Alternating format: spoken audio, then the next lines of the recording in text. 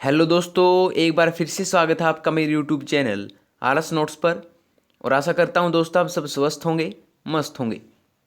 दोस्तों आपका रीट का एग्ज़ाम होने जा रहा है और उसके लिए हम आपके लिए एक मोस्ट इम्पोर्टेंट वीडियो लेके आए हैं दोस्तों। दोस्तों ये वीडियो होगी पर्यावरण अध्ययन विषय से और टॉपिक है दोस्तों शिक्षण सहायक सामग्री। शिक्षण सहायक सामग्री एक ऐसा टॉपिक दोस्तों जिससे हर बार जो है रीट के एग्जाम्स में 2 से 3 क्वेश्चंस बार बार पूछे जाते हैं दोस्तों। तो आपको बस इस वीडियो में वही क्वेश्चंस करवाए जाएंगे जो बार बार आ चुके हैं और आ सकते हैं। दोस्तों जो क्वेश्चन होंगे वो लेवल 1 और लेवल 2 दोनों के लिए होंगे। तो दोस्तों एक भी क्वेश्चन आप मिस ना कीजिएगा, वीडियो अंत तक देखिए। तो आइए दोस्तों बिना समय गवाए शुरू करते हैं। पहला देखिए, ग्राफ का रूप क्या है? ग्राफ का रूप क्या है? ऑप्शन हैं क्षेत्रफल वाले ग्राफ, दंडलंब ग्राफ, चित्र ग्राफ या उपरोक्त सभी। मोस्ट इंपोर्टेंट क्वेश्चन होंगे दोस्तों सभी की। ग्राफ का रूप क्या है? तो ये होता है दोस्तों क्षेत्रफल वाले ग्राफ भी होते हैं, दंडलंब ग्राफ भी होते हैं और चित्र ग्राफ, तीनों प्रकार के जो है ग्राफ होते हैं दोस्तों। तो उपरोक्त सभी यानी कि फोर्थ ऑप्शन इसका जवाब होगा दोस्तों। ठीक है,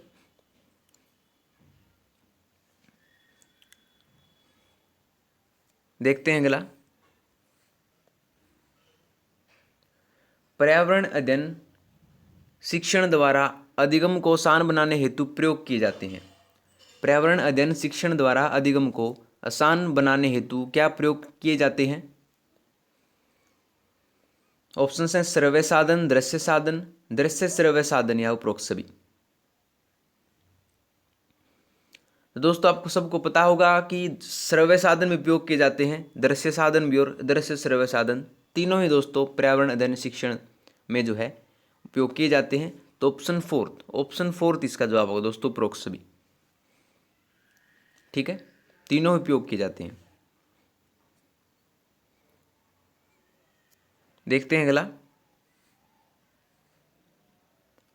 अगला अनुदेशात्मक तकनीकी में अधिगम को सुविधाजनक बनाने हेतु सम्मिलित की जाती है। अनुदेशात्मक जो तकनीकी होती है उसमें अधिगम को सुविधाजनक बनाने हेतु क्या सम्मिलित की जाती है? दोस्तों अनुदेशात्मक तकनीकी में जो है प्रविधियां भी सम्मिलित की जाती हैं, विधियां भी और शिक्षण सहायक सामग्री भी, तीनों ही दोस्तों इनका उपयोग किया जाता है। तो उपरोक्त सभी ऑप्शन फोर्थ इसका जवाब होगा दोस्तों। ठीक है, तीनों ही का जो है सम्मिलित की जाती है अनुदेशात्मक तकनीकी अधिगम में। ठीक है दोस्तों,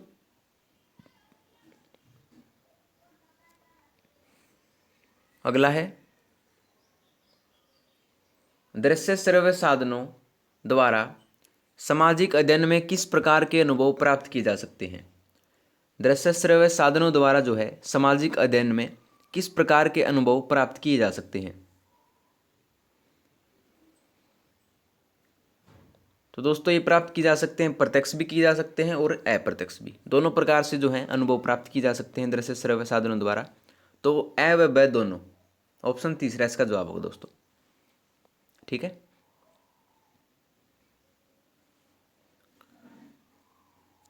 देखते हैं अगला। अनुदेशात्मक सहायक प्रणाली से क्या लाभ है? अनुदेशात्मक सहायक प्रणाली से क्या लाभ है? तो अनुदेशात्मक जो सहायक प्रणाली है दोस्तों उससे समय और परिश्रम की बचत भी होती है, विषय को रोचक बनाना भी होता है इससे, और विषय वस्तु की स्पष्टता का भी ध्यान इसमें होता है दोस्तों। तो तीनों ही कथन इसके सही हैं दोस्तों, तीनों ही लाभ हैं अनुदेशात्मक सहायक प्रणाली के। तो उपरोक्त सभी यानी कि ऑप्शन फोर्थ इसका एग्जैक्ट जवाब है दोस्तों। ठीक है,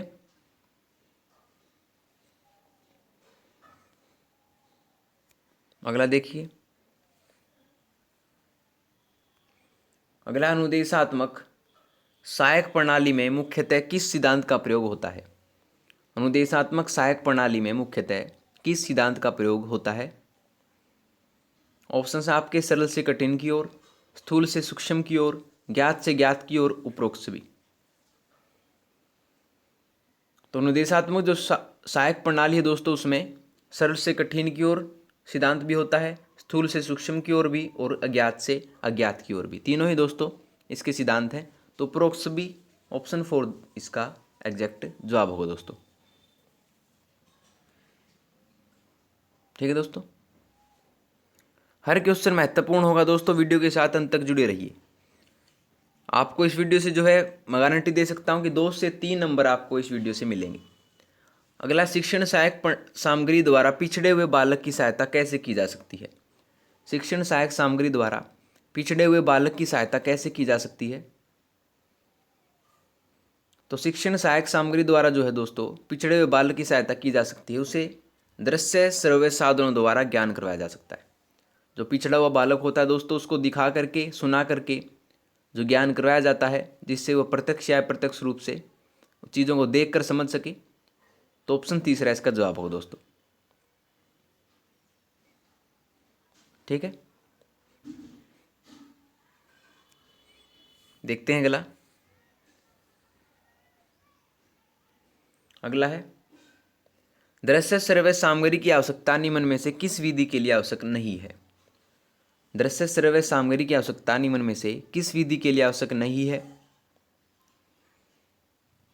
दोस्तों, दृश्य श्रव्य सामग्री की आवश्यकता जो है समस्या समाधान विधि के लिए भी आवश्यक है, योजना विधि के लिए भी आवश्यक है, लेकिन जो व्याख्यान विधि है दोस्तों, उसमें दृश्य श्रव्य सामग्री की आवश्यकता नहीं होती है, क्योंकि व्याख्यान विधि जो है अध्यापक अपने मौखिक रूप से बताता है, उनको कहानी के माध्यम से बताए या किस्से के माध्यम से बताए।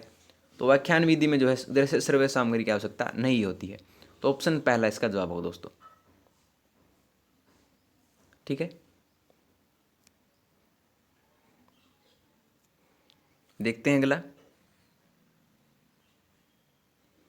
शिक्षण सहायक सामग्री का शिक्षक को क्या लाभ प्राप्त नहीं हुआ है। शिक्षक सहायक सामग्री का शिक्षक को क्या लाभ प्राप्त नहीं हुआ है।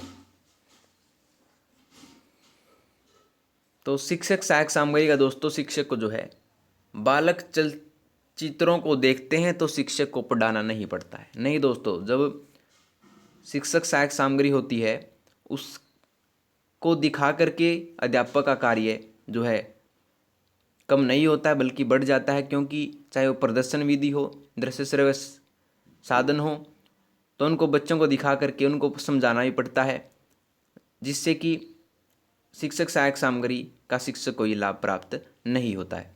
तो ऑप्शन दूसरा इसका जवाब होगा दोस्तों कि बालक चलचित्रों को देखते हैं तो शिक्षक को पढ़ाना नहीं पड़ता, पढ़ाना पड़ता है दोस्तों। ठीक है,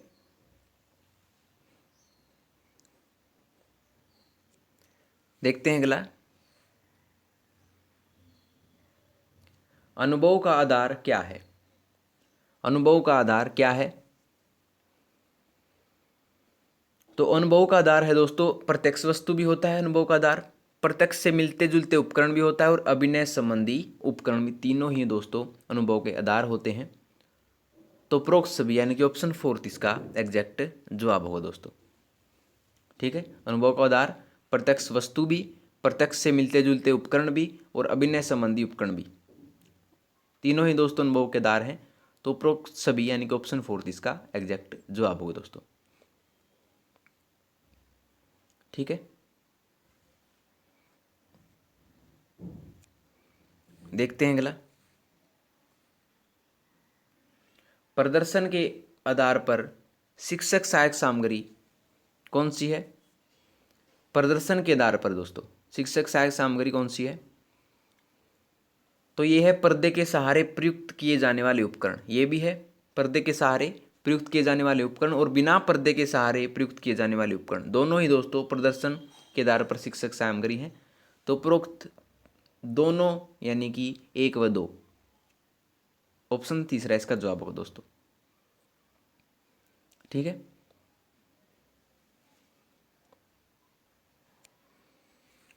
अगला देखिए।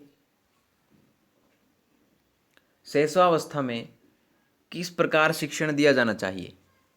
जो शैशवावस्था होती है बच्चे की, तो उस समय किस प्रकार शिक्षण दिया जाना चाहिए ताकि बच्चे को जो है अच्छी तरह से समझ में आ सके। तो शैशवावस्था में जो है बच्चों को रुचिपूर्ण कार्य करवा के जो है सिखाना चाहिए। तो रुचिपूर्ण कार्य होता है दोस्तों खेल द्वारा, खेल खेल में जो बच्चों को सिखाया जाता है तो उससे जो है उनको प्रत्यक्ष रूप से समझ में आ जाता है, उनका जो ज्ञान है वो बढ़ जाता है। तो शैशवावस्था में खेल द्वारा सिखाया जाना चाहिए। तो ऑप्शन 4 इसका जवाब होगा दोस्तों। ठीक है, देखते हैं अगला। मनोविज्ञान के अनुसार शिक्षक सहायक उपकरण चुनने का आधार क्या है? मनोविज्ञान के अनुसार शिक्षक सहायक उपकरण चुनने का आधार क्या है इनमें से? तो ये है दोस्तों आयु विकास। मनोविज्ञान के अनुसार जो है शिक्षक सहायक उपकरण चुनने का आधार है दोस्तों आयु विकास, यानी कि किस आयु के बच्चों को हम किस प्रकार की सामग्री या उपकरण से सिखा रहे हैं, उसके आधार पर ही दोस्तों सहायक उपकरण का चुनाव होता है, जिससे बच्चों को अच्छी तरह से समझ में आ सके। तो आयु विकास इसका आधार होता है दोस्तों। ऑप्शन 4 इसका जवाब होगा। ठीक है, देखते हैं अगला। शिक्षण सामग्री का प्रमुख तत्व क्या है? शिक्षण सामग्री का प्रमुख तत्व क्या है? ऑप्शंस दोस्तों माध्यम, विधा, अव्यय दोनों या उपरोक्त कोई नहीं। तो शिक्षण सामग्री का प्रमुख तत्व है दोस्तों, याद रखिए, माध्यम भी है और विधा भी है। दोनों ही दोस्तों शिक्षण सामग्री के प्रमुख तत्व हैं, यानी कि ऑप्शन तीसरा अव्यय दोनों इसका जवाब होगा दोस्तों। ठीक है, माध्यम और विधा दोनों ही दोस्तों शिक्षण सामग्री के प्रमुख तत्व हैं। ठीक है, याद रखिए।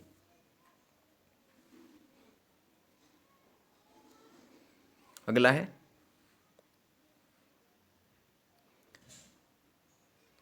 श्रव्य दृश्य सामग्री इनमें से कौन सी नहीं है?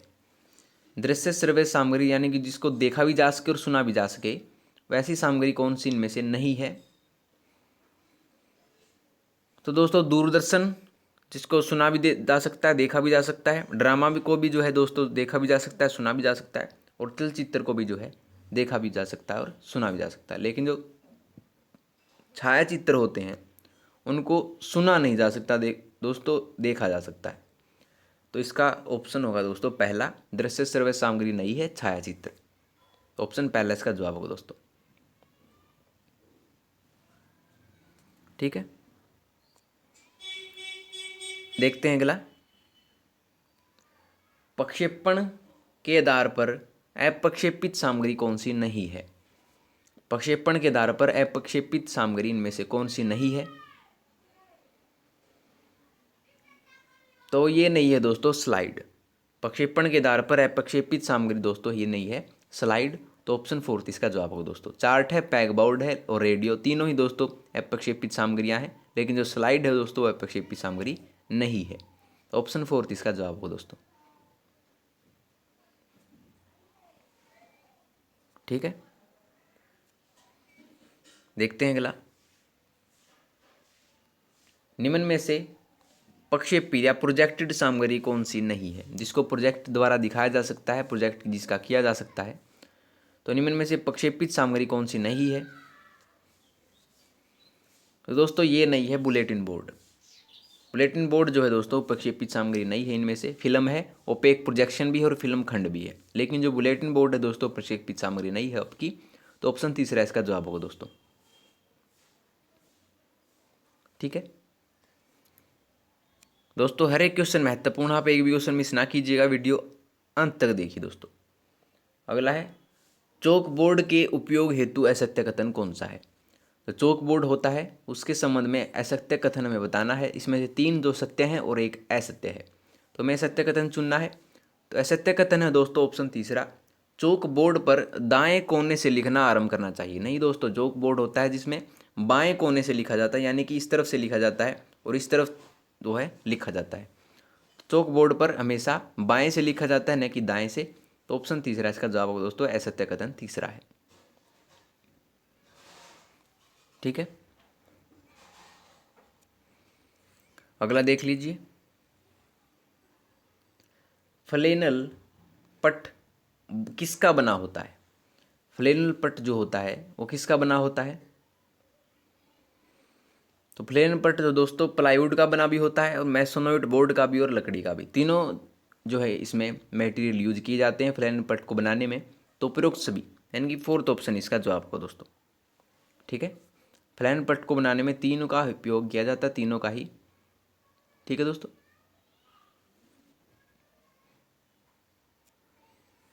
अगला देखते हैं,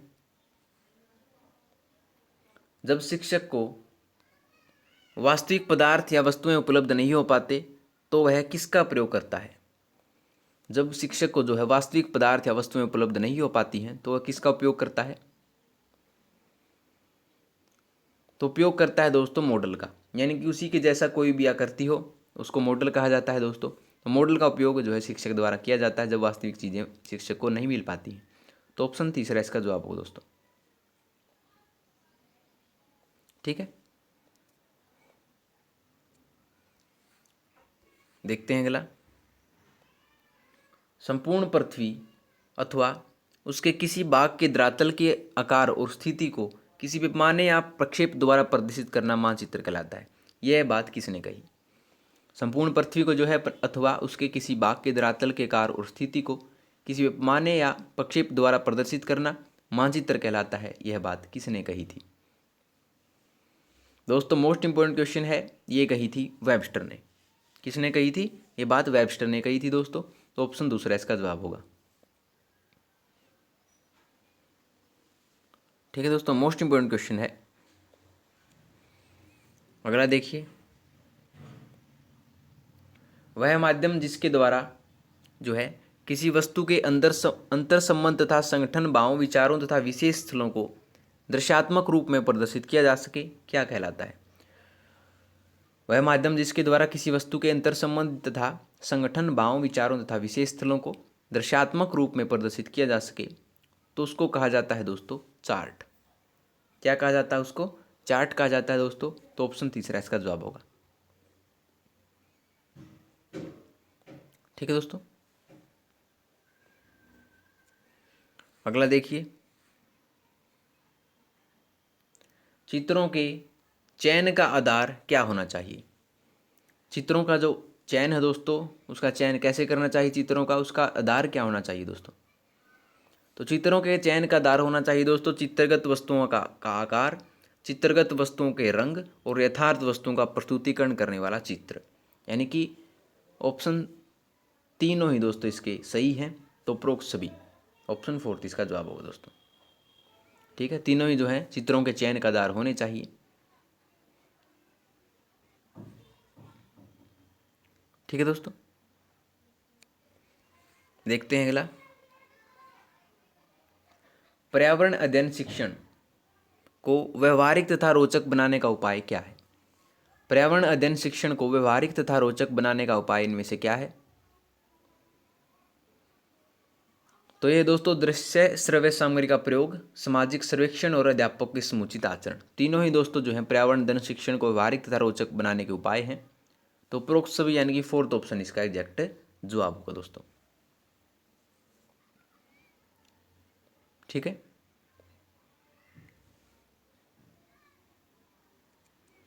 अगला देखिए,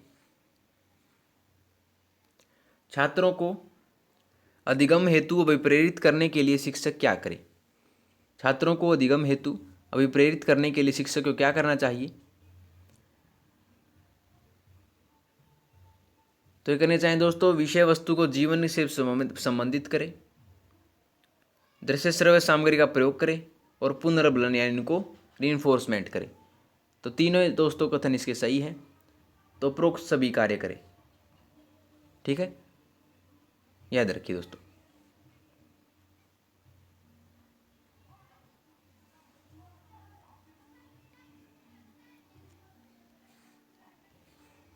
अगला देखिए, दृश्य श्रव्य सामग्री का प्रयोग शिक्षण को बनाता है। दृश्य श्रव्य सामग्री का प्रयोग जो है शिक्षण को क्या बनाता है।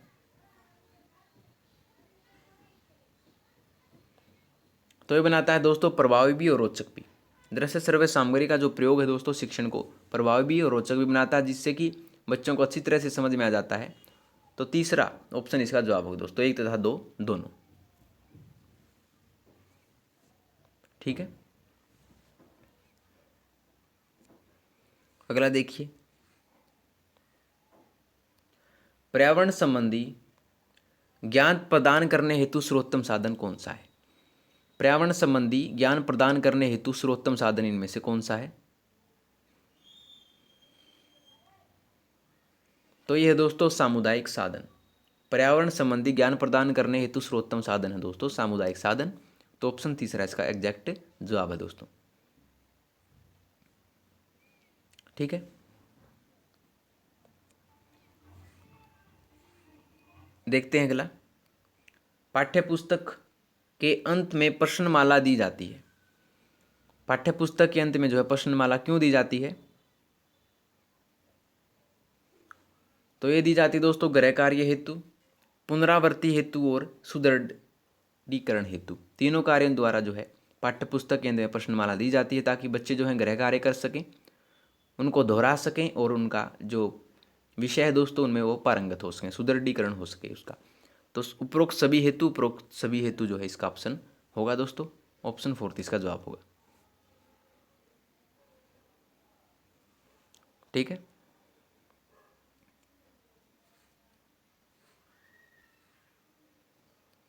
अगला दृश्य श्रव्य सामग्री में प्रक्षेपित सामग्री कौन सी है? दृश्य श्रव्य सामग्री में प्रक्षेपित सामग्री इनमें से कौन सी है? तो दृश्य श्रव्य सामग्री में दोस्तों प्रक्षेपित सामग्री है चलचित्र, जिसमें जो है चलचित्र को हम देख भी सकते हैं और सुन भी सकते हैं। चार्ट में दोस्तों सिर्फ देख सकते हैं, रेडियो में सुन सकते हैं और वन भ्रमण में सिर्फ हम उनको सिर्फ देख सकते हैं। लेकिन जो चलचित्र होता है दोस्तों उसमें हम वस्तुओं को देख भी सकते हैं और सुन भी सकते हैं। तो ऑप्शन तीसरा इसका जवाब होगा दोस्तों। ठीक है, अगला मेले तमाशे शिक्षण के क्या हैं? मेले तमाशे जो हैं शिक्षण के क्या हैं? तो जो मेले और तमाशे होते हैं दोस्तों वो एक दृश्य साधन होते हैं जिनको हम देख सकते हैं और उनसे कुछ सीख सकते हैं। तो मेले तमाशे जो हैं दृश्य साधन होते हैं दोस्तों। तो ऑप्शन पहला इसका जवाब होगा। ठीक है, देखते हैं अगला। अगला निम्न में से कौन सी शिक्षण सामग्री केवल दृश्य सामग्री है? निम्न में से कौन सी शिक्षण सामग्री जो है केवल दृश्य सामग्री है जिसको हम सिर्फ देख सकते हैं? तो दोस्तों जो चार्ट होता है उसको हम सिर्फ देख सकते हैं, टैप रिकॉर्डर को सिर्फ सुन सकते हैं, रेडियो को सिर्फ सुन सकते हैं और टेलीविज़न को सिर्फ देख और सुन दोनों सकते हैं। लेकिन पूछा है कि जिसको हम सिर्फ देख सकते हैं तो वो चार्ट होता है दोस्तों। तो ऑप्शन तीसरा इसका जवाब होगा।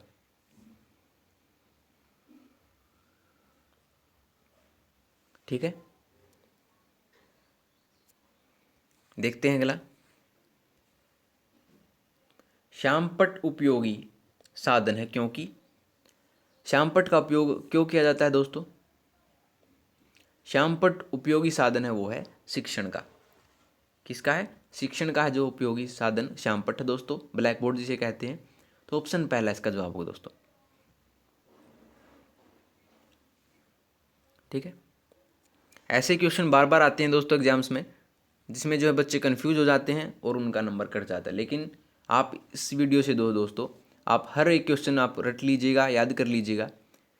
मैं आपको गारंटी दे रहा हूँ दोस्तों आपका रीट के एग्जाम्स में इस टॉपिक से जो है एक भी नंबर नहीं कटने वाला है।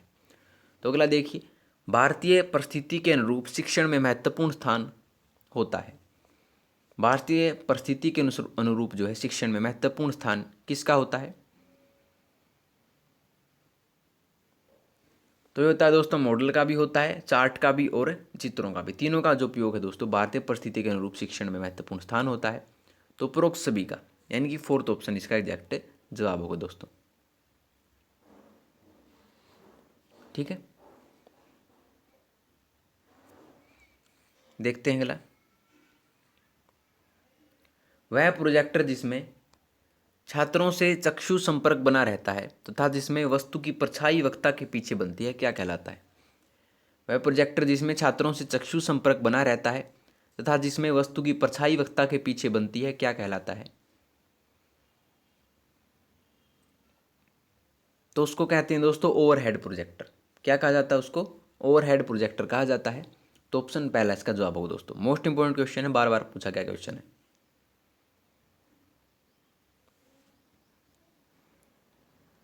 अगला देखिए, छात्र जो है भारत अथवा विश्व की शिलाकृतियों को देख सकता है। किसमें जो है छात्र भारत अथवा विश्व की स्थलाकृतियों को देख सकता है? तो ये देख सकता है दोस्तों टेलीविजन द्वारा। छात्र जो है भारत अथवा विश्व की स्थलाकृतियों को टेलीविजन द्वारा देख सकता है। याद रखिए दोस्तों, ऑप्शन तीसरा इसका जवाब होगा। ठीक है। और पिछले एग्जाम्स में आया था दोस्तों, रीट के एग्जाम्स में, कि टेलीविजन का आविष्कार किसने किया था। ये भी आ सकता है दोस्तों, जो आप बता दिए, टेलीविजन का जो आविष्कार है वो बेयर्ड ने किया था। किसने? बेयर्ड ने। ये भी आया हुआ था क्वेश्चन दोस्तों। तो ऑप्शन तीसरा इसका जवाब होगा, टेलीविजन द्वारा जो है स्थलाकृतियों को देख सकते हैं। ठीक है दोस्तों। अगला देखिए, सर्वाधिक प्रभावशाली शिक्षण सामग्री इनमें से कौन सी है? सर्वाधिक प्रभावशाली शिक्षण सामग्री इनमें से कौन सी है? तो ये है दोस्तों क्रिया आधारित प्रत्यक्ष अनुभव। क्रिया आधारित प्रत्यक्ष अनुभव जो होता है दोस्तों, बच्चों में ज़्यादा लंबे समय तक होता है और उनका ज्ञान जो है बढ़ता रहता है। ज्ञान जो है स्थायी रहता है दोस्तों, क्रिया आधारित प्रत्यक्ष अनुभव से उनको अनुभव प्राप्त हो और उनका ज्ञान बढ़े। तो सर्वाधिक प्रभावशाली शिक्षण सामग्री दोस्तों, ऑप्शन तीसरा, क्रिया आधारित प्रत्यक्ष अनुभव। ठीक है दोस्तों। देखते हैं अगला, कंप्यूटर को क्या कहा जाता है? कंप्यूटर को जो है क्या कहा जाता है? विद्युत मस्तिष्क, मानव मस्तिष्क, इंटरनेट या गतिशील चालक? तो कंप्यूटर को दोस्तों कहा जाता है विद्युत मस्तिष्क। क्या? विद्युत मस्तिष्क जो है कंप्यूटर को कहा जाता है दोस्तों। तो ऑप्शन पहला इसका जवाब होगा। ठीक है। अगला देखिए, उच्च प्राथमिक स्तर पर अधिगम सामग्री का उपयोग छात्रों में क्या पैदा करता है? उच्च प्राथमिक स्तर पर जो है अधिगम सामग्री का उपयोग छात्रों में ये पैदा करता है दोस्तों, गणित के प्रति रुचि पैदा करता है। उच्च प्राथमिक स्तर पर जो है अधिगम सामग्री का छात्रों का जब हम उपयोग करते हैं तो उसमें गणित के प्रति रुचि पैदा करता है छात्रों में। ठीक है दोस्तों। तो ऑप्शन दूसरा इसका जवाब होगा।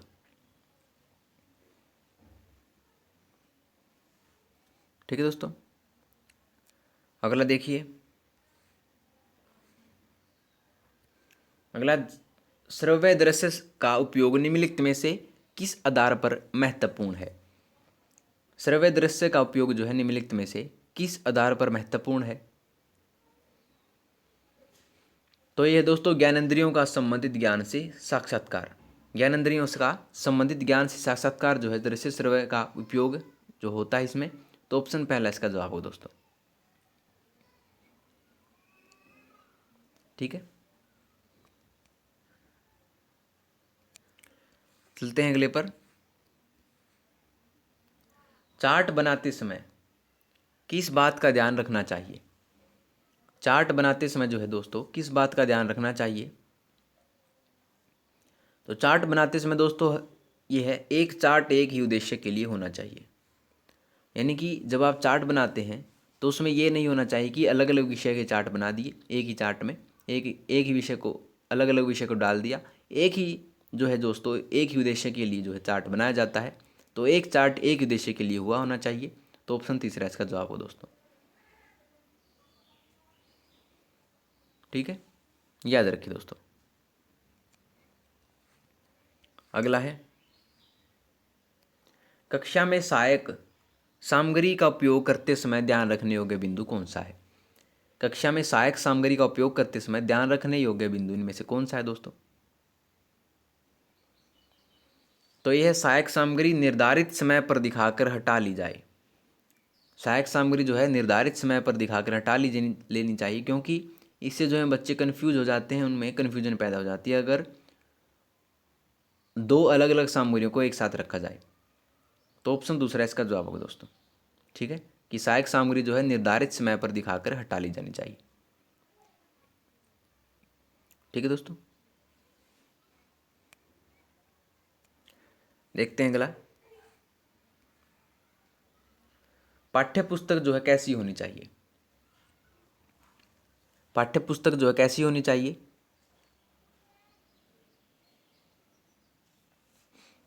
तो ये नहीं चाहिए दोस्तों बाल केंद्रित। जो पाठ्य पुस्तक है हमेशा बाल केंद्रित होनी चाहिए, बच्चे पर आधारित होनी चाहिए। तो ऑप्शन दूसरा इसका जवाब होगा दोस्तों। मोस्ट इंपोर्टेंट क्वेश्चन है, ठीक है। देखते हैं अगला, पाठ्य पुस्तक का चुनाव करते समय किस बात पर विशेष ध्यान देना चाहिए। पाठ्य पुस्तक का चुनाव करते समय किस बात पर विशेष ध्यान देना चाहिए दोस्तों। तो जब पाठ्य पुस्तक का चुनाव करते हैं तो उसमें छपाई अच्छी हो, पुस्तक आकार में छोटी हो, पाठ्य पुस्तक की विषय वस्तु सब स्पष्ट एवं पूर्ण हो। तीनों ही बातों का ध्यान रखना चाहिए दोस्तों। तो उपरोक्त सभी यानी कि फोर्थ ऑप्शन इसका जवाब होगा दोस्तों, ठीक है। देखते हैं अगला,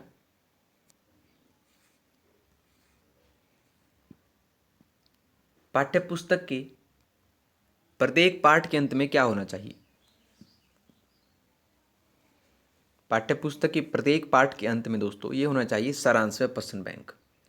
यानी पाठ्य पुस्तक के प्रत्येक पाठ के अंत में जो है सारांश व प्रश्न बैंक होने चाहिए, ताकि जो बच्चे हैं अपना उस प्रश्नावली से गृह कार्य कर सकें, उनकी पुनरावृत्ति हो सके, उनका सुदृढ़ीकरण हो सके। तो ऑप्शन पहला इसका जवाब होगा दोस्तों, सारांश व प्रश्न बैंक होने चाहिए, ठीक है। देखते हैं अगला, शिक्षण में सहायक सामग्री के प्रयोग का प्रमुख कारण क्या है।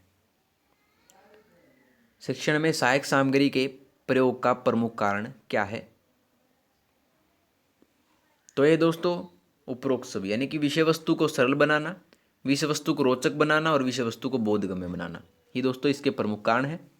तो उपरोक्त सभी यानी कि फोर्थ ऑप्शन इसका एग्जैक्ट जवाब होगा दोस्तों, ठीक है। देखते हैं अगला, निम्नलिखित में से केवल दृश्य शिक्षण सामग्री कौन सी है। केवल दृश्य शिक्षण सामग्री में से कौन सी है दोस्तों जिसको हम सिर्फ देख सकते हैं। तो यह है दोस्तों चित्र। चित्र को सिर्फ हम देख सकते हैं, वीडियो को देख और सुन दोनों सकते हैं, टैप रिकॉर्डर को हम सिर्फ सुन सकते हैं। तो चित्र को सिर्फ हम देख सकते हैं। तो उपरोक्त यानी कि पहला ऑप्शन इसका जवाब होगा दोस्तों, ऑप्शन पहला, ठीक है। देखिए अगला, तुलनात्मक अध्ययन के लिए उपयुक्त क्या है। तुलनात्मक अध्ययन के लिए उपयुक्त क्या है इनमें से। तो तुलनात्मक अध्ययन के लिए उपयुक्त है दोस्तों ग्राफ। ग्राफ का उपयोग जो है तुलनात्मक अध्ययन के लिए किया जाता है। तो ऑप्शन पहला इसका जवाब होगा दोस्तों, ठीक है। देखते हैं अगला, छात्रों में मानचित्र पढ़ने से जो व्यवहारगत परिवर्तन होता है वह निम्नलिखित में से किस उद्देश्य से संबंधित है। छात्रों में मानचित्र पढ़ने से जो व्यवहारगत परिवर्तन होता है वह निम्नलिखित में से किस उद्देश्य से संबंधित है। तो वह है दोस्तों अवबोध से, यानी कि अंडरस्टैंडिंग इसका जो है वर्ड होता है दोस्तों, अवबोध इसको हिंदी में कहते हैं। तो छात्रों में मानचित्र पढ़ने से जो व्यवहारगत परिवर्तन होता है वह जो है अवबोध से संबंधित होता है। तो ऑप्शन फोर्थ इसका जवाब होगा दोस्तों, ठीक है। देखते हैं अगला, प्रोजेक्टर वीडियो टेलीविजन आदि क्या है। प्रोजेक्टर वीडियो टेलीविजन आदि क्या है दोस्तों। तो ये है एक हार्डवेयर उपकरण। हार्डवेयर उसे कहते हैं दोस्तों जिनको हम मूर्त रूप से में देख सकते हैं, और प्रोजेक्टर वीडियो टेलीविजन को हम सिर्फ देख सकते हैं। तो हार्डवेयर उपकरण है दोस्तों ये। तो ऑप्शन दूसरा इसका जवाब होगा, ठीक है। देखते हैं अगला, पाठ्य पुस्तक के प्रस्तुतिकरण का स्तर क्या होता है। पाठ्य पुस्तक के प्रस्तुतिकरण का स्तर क्या होता है इनमें से। तो ये होता है दोस्तों स्मृति स्तर, बोध स्तर और चिंतन स्तर। पाठ्य पुस्तक के प्रस्तुतिकरण का स्तर तीनों होते हैं दोस्तों। तो उपरोक्त सब यानी कि फोर्थ ऑप्शन इसका एग्जैक्ट जवाब होगा दोस्तों, ठीक है।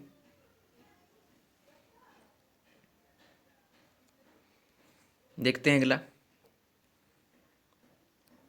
कंप्यूटर क्या है? कंप्यूटर जो है क्या है इनमें से? तो कंप्यूटर है दोस्तों दृश्य श्रव्य सामग्री, जिसको हम देख भी सकते हैं और सुन भी सकते हैं। तो कंप्यूटर है दोस्तों तीसरा, ऑप्शन तीसरा इसका जवाब होगा। ठीक है, अगला देखिए। हर एक क्वेश्चन महत्वपूर्ण है दोस्तों, वीडियो के साथ अंत तक बने रहिएगा। अगला, टेली कॉन्फ्रेंसिंग में आवश्यकता किसकी होती है? टेली कॉन्फ्रेंसिंग जो होती है उसमें आवश्यकता होती है किसकी? तो ये होती है दोस्तों विशिष्ट ज्ञान की। टेली कॉन्फ्रेंसिंग में जो है आवश्यकता विशिष्ट ज्ञान की होती है। तो ऑप्शन दूसरा इसका जवाब होगा दोस्तों। ठीक है, अगला देखिए। निम्न में से त्रिविमीय उपकरण क्या है? थ्री डायमेंशनल जो इसे कहते हैं दोस्तों, जिनको हम तीनों आयामों से देख सकते हैं, तो वो उपकरण कौन सा है? तो ये है दोस्तों डायोरामा। डायोरामा जो है दोस्तों उसको त्रिविमीय उपकरण कहा जाता है, थ्री डायमेंशनल उपकरण कहा जाता है। तो डायोरामा इसका जवाब होगा दोस्तों, ऑप्शन तीसरा। ठीक है, अगला देखिए। सर्वाधिक प्रभावशाली शिक्षण सामग्री कौन सी है? सर्वाधिक प्रभावशाली शिक्षण सामग्री इनमें से कौन सी है दोस्तों? तो सर्वाधिक प्रभावशाली शिक्षण सामग्री है दोस्तों ये है डायरेक्ट एक्सपीरियंसेस। सर्वाधिक प्रभावशाली शिक्षण सामग्री है दोस्तों डायरेक्ट एक्सपीरियंसेस, यानी कि प्रत्यक्ष रूप से उनको अनुभव कराया जा सके। तो ऑप्शन फोर्थ इसका जवाब होगा दोस्तों। ठीक है, देखते हैं अगला। सहायक सामग्री के प्रयोग से विषय क्या है? सहायक सामग्री के प्रयोग से विषय क्या है दोस्तों? तो ये शिक्षण सहायक सामग्री जो होती है दोस्तों, उससे वह चीज़ जो है वो रोचक बन जाती है, ज्ञान स्थायी होता है उससे, और वह सरल बन जाती है। तो उपरोक्त सभी बातें इसके विषय हैं दोस्तों। तो ऑप्शन फोर्थ इसका जवाब होगा। ठीक है, जो सहायक सामग्री है उससे रोचक चीज़ें बन जाती हैं, ज्ञान स्थायी रहता है बच्चों का, और सरल बन जाती है। ठीक है दोस्तों, अगला देखिए। ऐसे साधन जिनमें बालक जो है बालक की दृश्य और श्रव्य दोनों ही इंद्रियों का प्रयोग होता है कहलाता है। ऐसे साधन जिनमें बालक की दृश्य और श्रव्य दोनों ही इंद्रियों का प्रयोग होता है वह कहलाता है दोस्तों दृश्य श्रव्य सामग्री। दृश्य श्रव्य सामग्री जिसको कहते हैं दोस्तों, ऑप्शन दूसरा इसका जवाब होगा। ठीक है दोस्तों, अगला देखिए। अगला, वह यंत्र जिसके द्वारा छोटे चित्र बड़े करके पर्दे के ऊपर प्रदर्शित किए जाते हैं क्या कहलाते हैं? दोस्तों मोस्ट इंपोर्टेंट क्वेश्चन है। वह यंत्र जिसके द्वारा छोटे चित्र बड़े करके पर्दे के ऊपर प्रदर्शित किए जाते हैं, तो उसको कहते हैं दोस्तों मैजिक लैंटेन। मैजिक लैंटेन होती है उसके द्वारा जो है छोटे चित्रों को बड़े करके दिखाया जाता है। तो ऑप्शन पहला इसका जवाब होगा दोस्तों। ठीक है, अगला देखिए। जिस सामग्री के द्वारा सुनकर देखकर ज्ञान प्राप्त किया जाता है वह क्या कहलाती है? जिस सामग्री के द्वारा जो है देखा भी जा सकता है और सुना भी जा सकता है, तो वह कहलाती है दोस्तों, याद रखिए, दृश्य श्रव्य सामग्री। उसको क्या कहा जाता है? श्रव्य दृश्य सामग्री कहा जाता है। ऑप्शन दूसरा इसका जवाब होगा दोस्तों।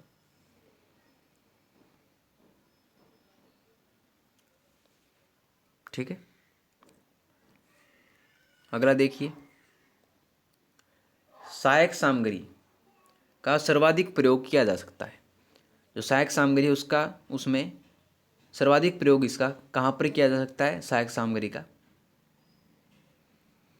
तो दोस्तों भौतिक विज्ञान में भी किया जा सकता है, जंतु विज्ञान में भी और रसायन विज्ञान में भी, तीनों विषयों में दोस्तों सहायक सामग्री का उपयोग किया जा सकता है। तो उपरोक्त सभी में ऑप्शन फोर्थ इसका जवाब होगा एग्जैक्ट। ठीक है,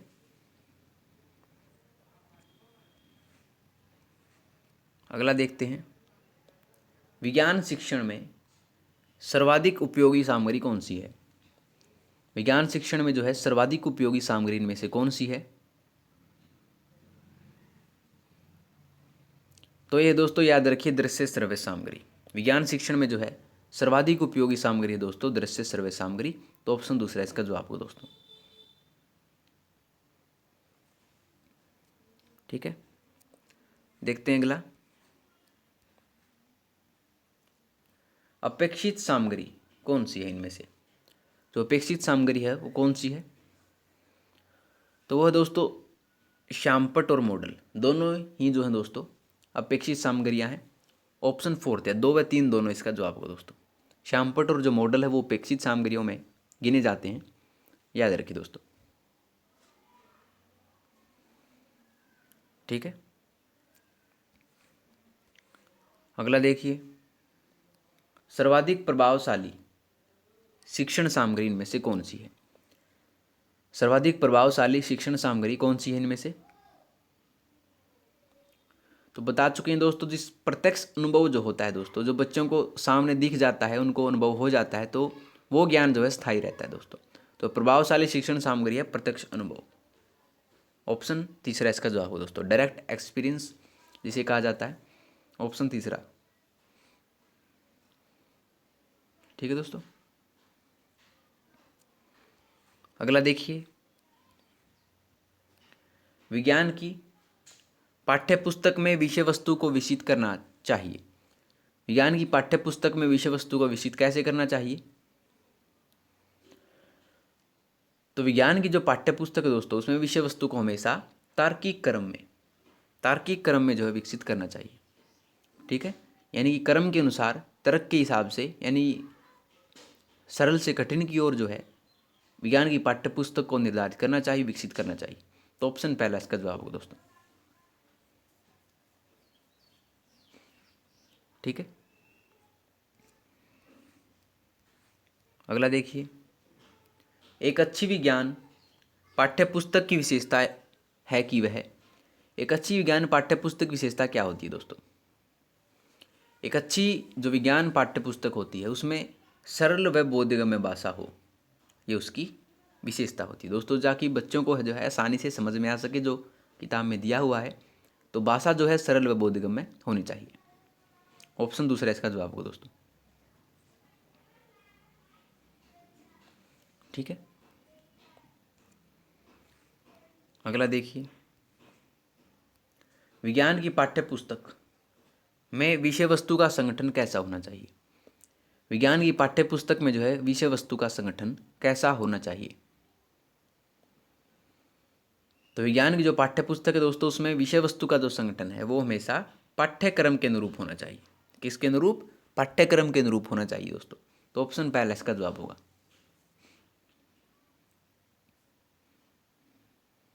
ठीक है, अगला देखिए। पुस्तक ही वह साधन है जिसके द्वारा शिक्षक विषय को कक्षा के सामने प्रस्तुत करता है। यह कथन किसने कहा है? मोस्ट इंपॉर्टेंट है दोस्तों। पुस्तक ही वह साधन है जिसके द्वारा शिक्षक विषय को कक्षा के सामने प्रस्तुत करता है। यह कथन किसने कहा था?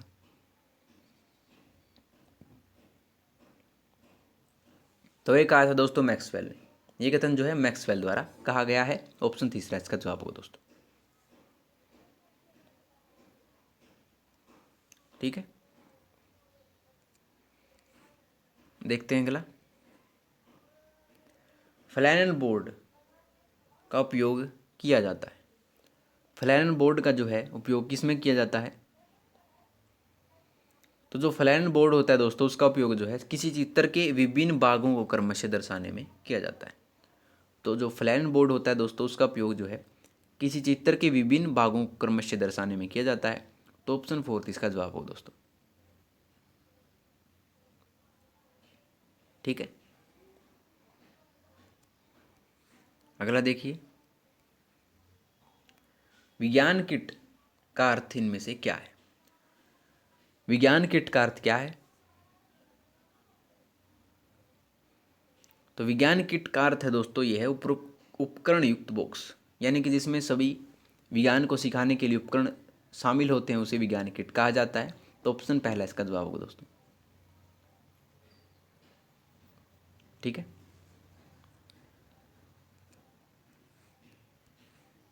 अगला देखिए, फार्मलिन का उपयोग जो है कहाँ पर किया जाता है। फार्मलिन जो होती है दोस्तों उसका उपयोग जो है किस में किया जाता है।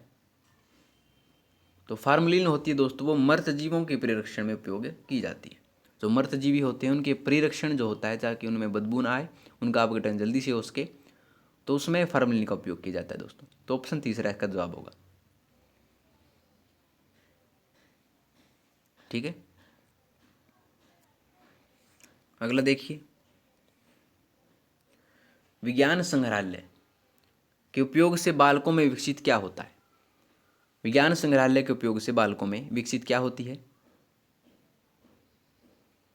तो जो विज्ञान संग्रहालय होता है दोस्तों उसके उपयोग से बालकों में निरीक्षण शक्ति का विकास होता है दोस्तों। किसका? निरीक्षण शक्ति का विकास होता है। तो ऑप्शन दूसरा इसका जवाब होगा दोस्तों। ठीक है,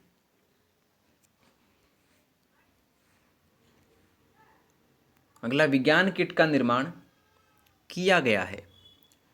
विज्ञान किट का जो है निर्माण जो है किसके द्वारा किया गया है दोस्तों। मोस्ट इंपॉर्टेंट क्वेश्चन होगा।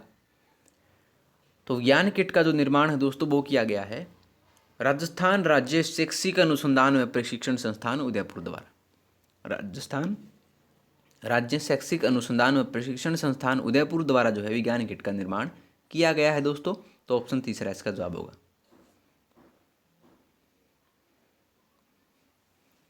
ठीक है, अगला देखिए, आशु चरित उपकरण द्वारा बालकों में विकसित क्या होती है। आशु चरित जो उपकरण होते हैं दोस्तों उसके द्वारा बालकों में क्या विकसित होता है। तो ये होता है दोस्तों सृजनात्मक शक्ति, अन्वेषण प्रेरणा और वैज्ञानिक समस्या सुलझाने का कौशल। तीनों ही दोस्तों जो है आशुचरित उपकरण द्वारा बालकों में विकसित होते हैं। तो उपरोक्त सभी यानी कि ऑप्शन फोर्थ इसका जवाब होगा दोस्तों। ठीक है, अगला देखिए, एपिडायोस्कोप का उपयोग जो है किस में किया जाता है। एपिडायोस्कोप का उपयोग किस में किया जाता है। तो जो एपिडायोस्कोप है दोस्तों उसमें पुस्तक में छपा चित्र दिखाने के लिए इसका उपयोग किया जाता है। एपिडायोस्कोप का जो उपयोग है वो पुस्तक में छपा चित्र दिखाने के लिए किया जाता है दोस्तों। तो ऑप्शन फोर्थ इसका जवाब होगा। ठीक है, अगला देखिए, प्राथमिक विद्यालयों में विज्ञान प्रयोगशाला की सबसे अधिक आवश्यकता किसके लिए होती है। प्राथमिक विद्यालयों में विज्ञान प्रयोगशाला की सबसे अधिक आवश्यकता जो है वो विज्ञान उपकरणों को रखने हेतु, विज्ञान प्रयोग प्रदर्शन में और बालकों द्वारा विज्ञान अन्वेषण करने के लिए। तीनों ही दोस्तों आवश्यकता होती है करने में प्राथमिक विद्यालयों में दोस्तों। तो उपरोक्त सभी यानी कि फोर्थ ऑप्शन इसका जवाब होगा। ठीक है दोस्तों, अगला देखिए, जीवों का संग्रह करके उन्हें परिरक्षित करने के लिए रखा जाता है। जीवों का संग्रह करके उन्हें परिरक्षित करने के लिए क्या रखा जाता है, उनमें पहले भी आ चुका है दोस्तों। जो परिरक्षण के लिए जो होता है मृत जीवों का परीक्षण करने के लिए जो हमेशा फार्मलिन का उपयोग किया जाता है, फार्मलिन में उसको रखा जाता है। तो ऑप्शन तीसरा इसका जवाब होगा दोस्तों।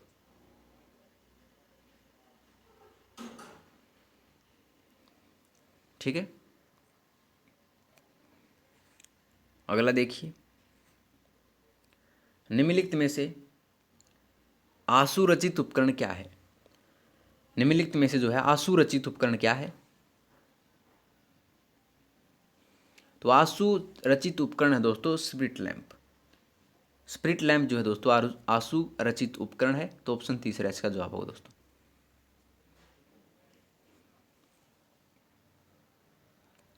अगला देखिए दोस्तों, पर्यावरण अध्ययन विषय के अध्यापक को कक्षा में अधिगम सामग्री का उपयोग करते समय जिस महत्वपूर्ण बात को ध्यान में रखा जाए वह क्या है। पर्यावरण अध्ययन विषय के अध्यापक को कक्षा में अधिगम सामग्री का उपयोग करते समय जिस महत्वपूर्ण बात को ध्यान में रखा जाना चाहिए वह बात कौन सी है? तो वह दोस्तों की सामग्री जो है वास्तविक वस्तु से मिलती जुलती हो, यानी कि जिसके बारे में सिखा रहे हैं, जो वास्तविक वस्तु के बारे में सिखा रहे हैं, तो उसका जो प्रतिरूप है दोस्तों, जो मॉडल है वो भी उसी के जैसे होना चाहिए। तो ऑप्शन दूसरा इसका जवाब होगा दोस्तों। ठीक है, अगला देखिए, पर्यावरण अध्ययन शिक्षण को प्रभावी बनाने के लिए उपयोग में क्या लाया जाता है? पर्यावरण अध्ययन शिक्षण को प्रभावी बनाने के लिए उपयोग में ये लाया जाता है दोस्तों दृश्य श्रव्य साधन। दृश्य श्रव्य साधनों का जो उपयोग है दोस्तों पर्यावरण अध्ययन शिक्षण को प्रभावी बनाने के लिए किया जाता है। तो ऑप्शन तीसरा इसका जवाब होगा दोस्तों। ठीक है,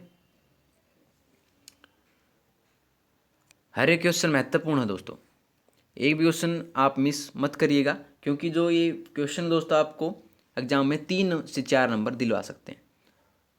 तो अगला देखिए, प्रयोगशाला में काम करते समय किसी बालक को बिजली का तार छू गया तो उसे छुड़ाने के लिए धक्का देना चाहिए।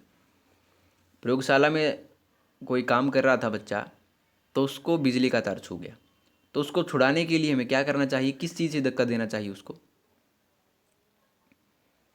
तो ये देना चाहिए दोस्तों लकड़ी से। लकड़ी जो है विद्युत की कुचालक होती है, जिससे जो है वो उसका हाथ जो है वो तार से छूट जाएगा।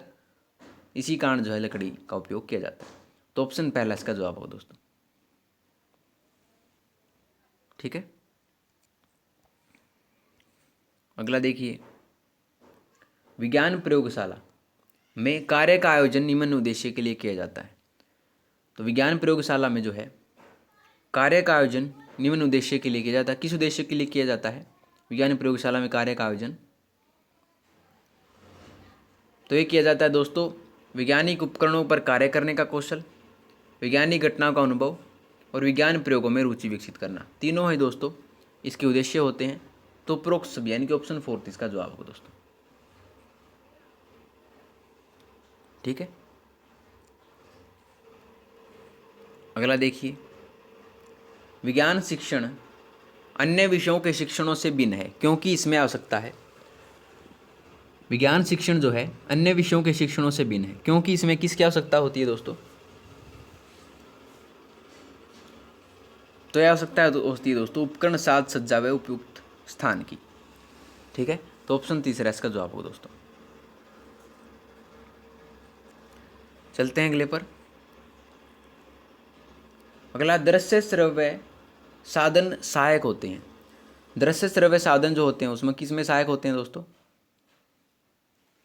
तो ये होते हैं बालक की क्रियाशीलता में, बालक में प्रत्यक्ष अनुभव प्राप्त होने में और बालक के मस्तिष्क में स्थायी ज्ञान की प्राप्ति में, तीनों द्वारा जो है दृश्य श्रव्य साधन सहायक होते हैं। तो उपरोक्त सभी में, तो ऑप्शन 4 इसका एग्जैक्ट जवाब होगा दोस्तों। ठीक है, अगला है, आसुरचित उपकरणों की विशेषता क्या होती है? आसुरचित जो उपकरण होते हैं दोस्तों उनकी विशेषता होती है बनावट में सरलता, कम लागत की और समझने में आसान। तीनों ही दोस्तों आसुरचित उपकरणों की विशेषताएं होती हैं। तो उपरोक्त यानी कि ऑप्शन 4 इसका जवाब होगा।